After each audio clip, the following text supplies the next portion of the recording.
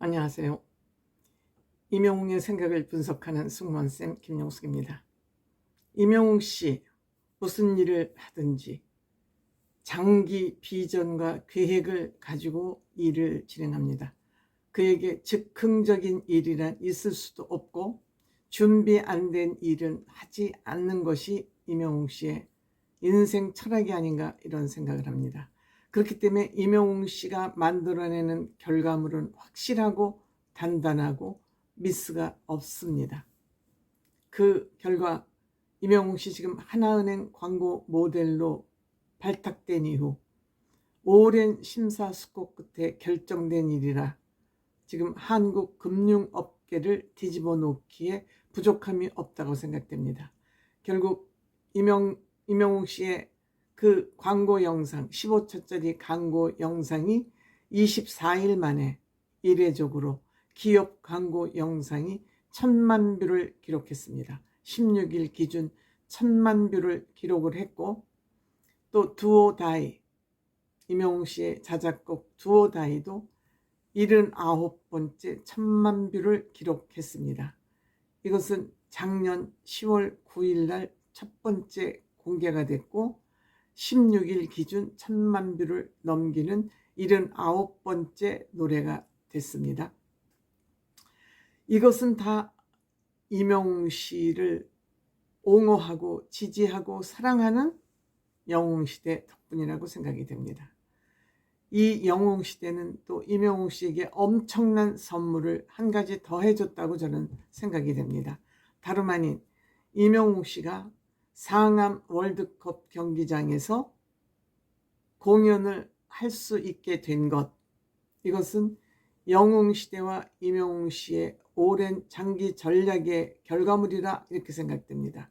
임영웅 씨는 본인이 어떤 목표를 세우면 그에 필요한 조건을 하나둘씩 만들어 갑니다. 그래서 주변에 비판을 할 수도 없고 방해를 받지도 않을 그런 환경을 조성해서 본인이 가고자 하는 목적지에 도착하는 것, 즉 굉장히 과정을 중요하게 생각하는 임영웅 씨 아닌가, 저는 그런 생각을 확고하게 가지고 있습니다. 임영웅 씨가 작년 4월 달에 K리그 FC 서울의 경기에 참석해서 시축하고 중간 광고 공연도 했습니다.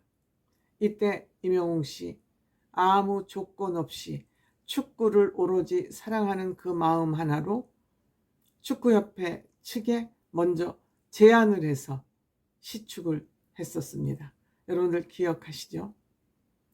축구협회는 임영웅 씨 효과를 단단히 봤습니다. 축구 인구의 저변 확대, 즉 젊은이 남성 중심의 축구 팬들, 마니아들을 중장년층 어머니들에게까지 축구 확산을 시키는데 큰 기여를 했습니다.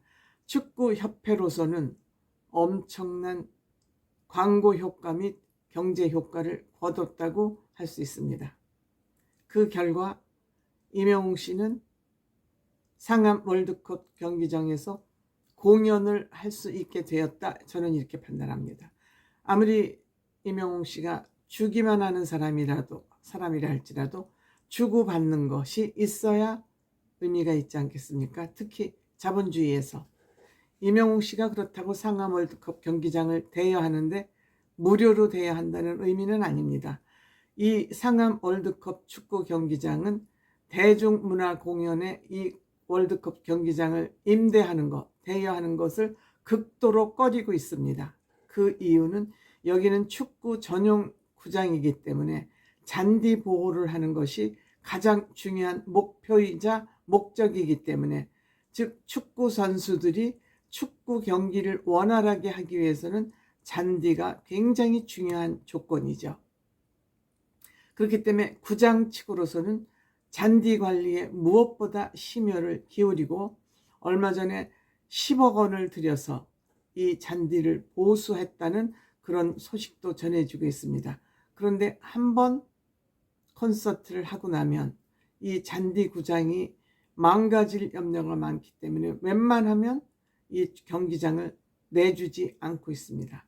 그런데 올해 임영웅 씨가 5월 25, 26 월드컵 상암 월드컵 경기장에서 공연이 확정되자 올해만 3번의 공연 콘서트가 예정되어 있습니다. 4월 27일부터 28일 세븐틴 공연이 예정되어 있고, 임영웅 씨가 5월 25일부터 26일까지는 임영웅 씨, 또 9월 21일부터 22일까지는 아이유 공연이 예정되어 있습니다.